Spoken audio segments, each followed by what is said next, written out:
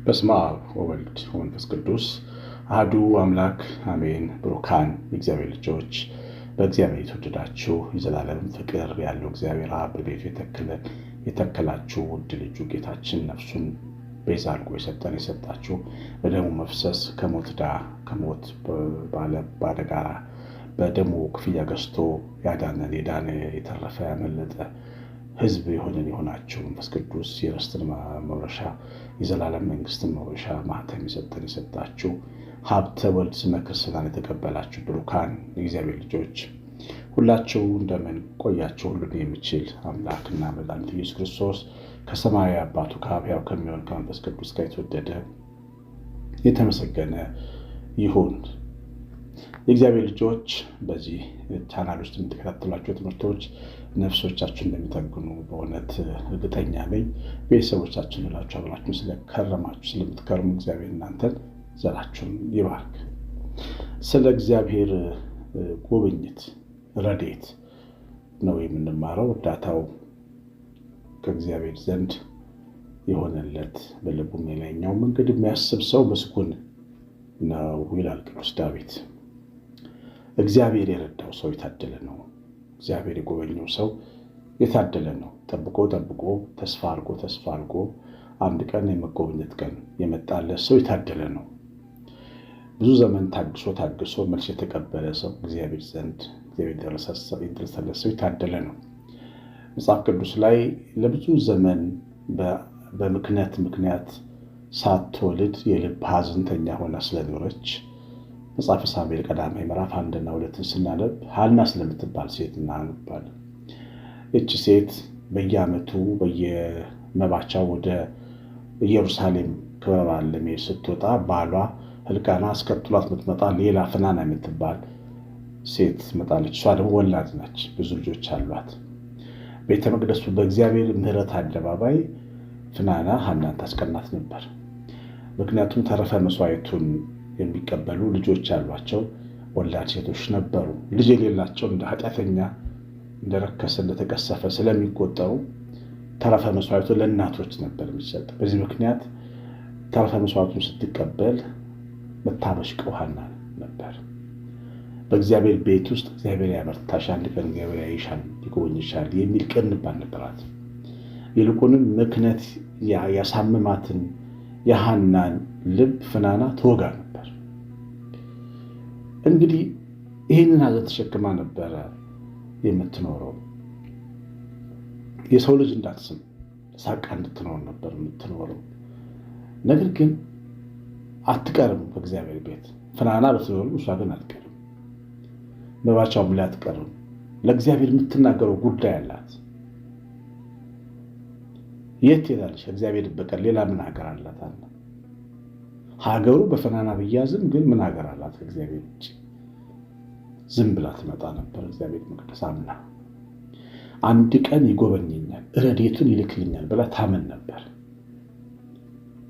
አያችሁ፣ በፍናና ተስፋ ቆርጣ አታውቅም። መባቻውን በዓሉንም የምታከብረው እየተቃጠለች ነው በቅናት፣ ግን ቀርታ አታውቅም። ጸዳይ ጸበል ከለከለኝ ዲያቆኑ ብለው ከቤተክርስቲያን ጠፍቶ የቀሩ በጣም ብዙ ምዕመናን አሉ። ቄሱ እያየ አላሳለመኝም፣ ቤቴ ጸበል አልረጨም ብለው ጴንጤ የሆኑ ብዙ ሴቶች አሉ፣ እናቶች፣ አባቶች አሉ። ቤታቸውን ጥለው የሄዱ ሰዎች በጣም ብዙ አሉ። በሰው ትንሽ ጉዳይ ተማረው እርግፍ አለው እግዚአብሔር ቤት የሚጠሉ ሰዎች አሉ። እነዚህ ሰዎች እንዴት ከእግዚአብሔር ረድኤት ይቀበላሉ? ዋናውን አደባባይ የረድኤቱን መፍሰሻ የመቅደሱን ስፍራ ትተውት ሄደው እንዴት ይሆናል? ከሐና መማር ያስፈልጋል። በልጆቿ የምታስቀናትን ጣውንቷን ፍናናን እሷ ሄዳ አልሄድም ብላ ሳትቀር በየዓመቱ በየመባቻው ወደ መቅደስ ትወጣ ነበር። እግዚአብሔር ግን አንድ ቀን የመጎብኘት ቀን አመጣላት። የት ነው ያገኛት? ፊት ለፊቱ ቤቱ ላይ ያገኛት። ታግሳ ነው፣ መስቀሏን ተሸክማ ነው የመጣችው። የእሷ መስቀል ምክንያቷና ጣውንቷ ነበር። ሁለቱም ተሸክማ ነው የመጣችው።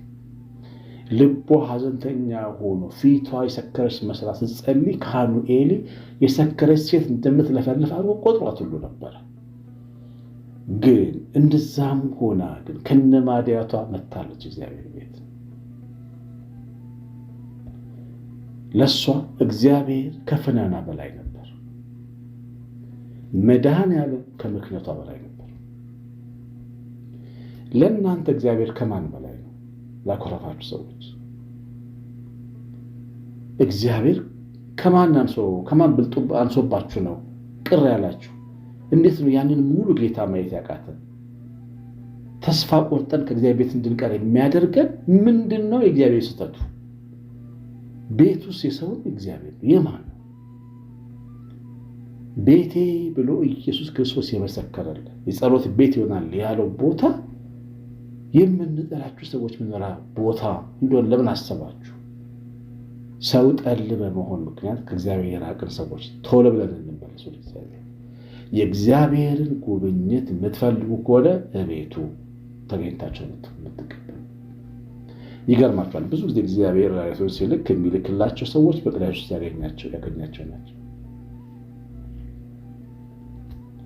ዘካርያስ እንደሚወልድ የተነገረው መቅደስ ውስጥ ነበር እያገለገለ። ነቢይት ሐና የእግዚአብሔርን ልጅ ሕፃኑን ኢየሱስን ያየችው መቅደስ ውስጥ ነበር። አረጋዊው ስምዖን ሕፃኑን ታቅፎ ስሞ በሰላም የተሰናበተው መቅደስ ውስጥ መጥቶ ነው። እግዚአብሔር የረድኤቱን ጥላ ሲያጠላ ከሚቀበሉት ወገን መሆን ከፈለጋችሁ ከእግዚአብሔር ቤት እንዳትወጡ። መኝታ ቤታችን ተኝተን ረድኤት ይላክልናል ብላችሁ እንዳታስቡ። ነውር ነው፣ ነውር ነው። የሰርጉ ቤት ጠሪው ወደ ሰርጉ እንድንገባ ይፈልጋል። ይወላችሁ እንደዛ ቢሆን ኖሮ ምግቡን ይዘው ውጣና መንገድ ለቆሙ ሰዎች አድላቸው ይለው ነበር። ጥራቸው ነው ያለው። መምጣት አለባቸው። ቢያንስ ከሰርጉ ነፃ የሚበሉ ስለሆነ በመምጣት ግን ማገልገል አለባቸው። ከእግዚአብሔር ጸጋ በነፃ ምንበላኛ ቤተክርስቲያን በመጸለይና በመሳለም ካልተጋን እንዴት ይሆናል? ትንሹ ነገር ካላደረግ የሚያደርጉት ይጎበኛል። መካኖች ይወልዳሉ፣ ታመሙት ይፈወሳሉ፣ እድለ ሰባራዎች ድላቸው ቀንቶ ይሄዳሉ። ሟርትና ስማት ያስጨነቃቸው ተፈተው ነፃ ወጥተው በጌታችን በኢየሱስ ክርስቶስ በስሙ ልዕልና ቀና ብለው መሄድ ይችላሉ። ማንንም የማያፈሩ ሆኖ ይሰራሉ። ኃጢአተኞች ሥጋው ደግሞ ተቀብለው ይቀድሳሉ። ደናግል የሚሆኑበት ጸጋ፣ ዘማውያን አመንዝሮች ተቀድሰው በንስሐ ይሆናል። ይሄን ሁሉ የሚሰጥ ባለ ጸጋ በመቅደስ ውስጥ ስላለ በእግዚአብሔር አይኮረፍም። እግዚአብሔር አይኮረፍም። እዛው ሲያገኛችሁ ሲተጉ ያገኛቸው ብፁዓን ናቸው እኮ ነው የሚለው። ሙሽራው ሲመጣ ሲተጉ ያገኛቸው ብፁዓን ናቸው። ለሙሽራው የረድኤት ስጦታ ትጉሃን ሰዎች ናቸው የሚፈልጉት፣ ሰነፍ ሰዎች አይፈልጉም። ሰነፎችማ ገበያ ናቸው የሉ። እግዚአብሔር ይርዳኝ ብለህ የጸለይክ ወንድም፣ አንተ ግን ገበያ ነው የምትውለው። አንተ ግን ስራ ቦታ ነው የምትውለው። ስትነግድ ነው የምትውለው። ቤተክርስቲያን አትመጣም። አልተመቸህም፣ ወንበሩ አልተመቸህ፣ ካህኑ ሰለቸህ፣ ወይ ቤተክርስቲያን ውስጥ ያለው ችግር አስመረረ ቀረህ። ወደ ሰርጉ እንድትገባ ተጠርተህ ሳለህ ከሰርጉ ቤት ውጭ የነገድክ የሸጥክ ነው። እንደነዛ አምስቱ ሰነፎች ሴቶች ሙሽራው ሲመጣ ዘይት ሊገዙ እንደሄዱት መሆን አደጋለሁ። የገቡት እዛው ደጅ ላይ የነበሩት ባለ መብራቶቹ ናቸው። ኃጢአተኛም ሆኑ ብርቱ ሰዎችም ሆኑ ከመቅደሱ እንዳትርቁ እግዚአብሔር።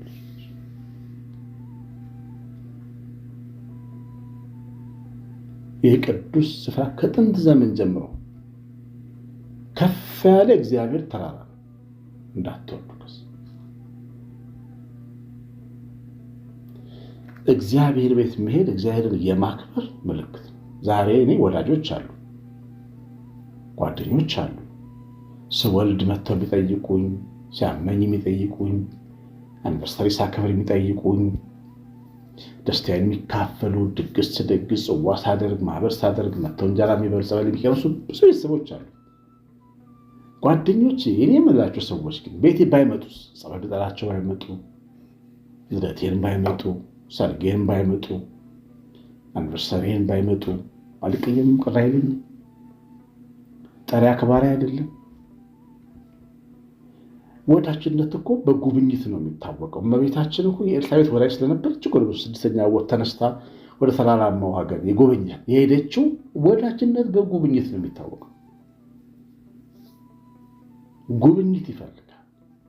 እግዚአብሔርን ወዳጅ ማድረግ የፈለገ ሰው ቤቱ ሄዶ መጎብኘት፣ ደጁን መሳለም ያስፈልጋል። ሰውነታችን ስግደት እንዲለምድ። ቤት ትሰግዳላችሁ ታዲያ ካልሄዳችሁ? መስገድ የለማ፣ መስገድ የለም። በቃ እየበሉ እየጠጡ ዝም ብሎ አባታችሁ ነው እያሉ መዋል ነው በቃ። እግዚአብሔር ቤት ካለው ቤቱ ሄዶ መገልገል ያስፈልጋል። እኛ ኦርቶዶክሳውያን ደግሞ የእግዚአብሔር ልዩ ስፍራ ሰርተን አስቀምጠናል። ተራ ሰው የማይጫወትበት የማይገባበት የክብር ስፍራ አለን። ሄዶ መስገድ፣ መጸለይ፣ እንዴት አደርክ እግዚአብሔር ደህና ነው ብሎ እንደ አባት እንደ ወዳጅ አናግሮ መምጣት ይገባል። ረድኤቱን ያኔ ነው የሚልከው። የተጉትን ነው የባረካቸው። የተጉት ዘካርያስ ወንድ ልጅ ወለደ፣ የተጋን የተገኘ ከ18 ዓመት ጀምሮ ለሚፈሳት የነበረች ሴት ሉቃስ ወንጌል ምዕራፍ 13 ላይ መቅደስ ውስጥ ነው የፈወሳት። በሰንበት መታለች፣ ደከመኝ ብላ አልተኛች። ተነስታ ተጎትታ መታ እዛው ምኩራቡ መሃል የድካም መንፈሷን ጌታ እጁን ሲዘረጋ ልቋት ይላል። በሽታ የሚለቀን፣ ቤታችን ያለው እንጀራ የሚበቃን፣ ልጆቻችን ሰላም የሚያድጉልን፣ ጤና የምናገኙ እግዚአብሔር ቤት ሄደን ረድኤቱን ስንቀበል መቀበል አለ ነው። እግዚአብሔር ጻድቅ ነው። ለሚጠብቁት ሰዎች ይሰጣል። ዓይኖቻችሁ በሰው ሁሉ ፊት ያዘጋጀው መዳን ያሳያችኋል። በዓይናችን በብሌናችን እናያለን። አትጥፉ፣ ከእግዚአብሔር ቤት አትጥፉ። ሕይወት ከሚቀዳበት ምንጭ አትጥፉ። ከሰላሙ ማዕከላዊ ስፍራ አትጥፉ። የእግዚአብሔር ረድኤት ከምትቀበሉበት ተራራ አትውረዱ። 40 ቀን ቢሆን ታግሳችሁ ጠብቁ። እግዚአብሔር አመፀኛ አይደለም፣ ይመጣል። የሰማነውን በልባችን ጻፍ። የእግዚአብሔር ቸርነት ሕይወታችን ይጠብቅ፣ በጎነቱ ያግደን። ሰላም በሁላችን፣ በቤታችን፣ በሀገራችን፣ በምድራችን ይሁን። የእግዚአብሔር ቸርነት የእናታችን እመቤታችን ረድኤት በረከት የመላእክት ጥበቃ አብሮን ይሁን። በትምህርቱ ከተደሰታችሁ ኮሜንት ላይ ካርጋችሁ ውጡ። እግዚአብሔር ከእናንተ ከቤታችሁ ጋር ይሁን። ቀሲስ አሸናፊ ገብረማርያም ነኝ። ሰላም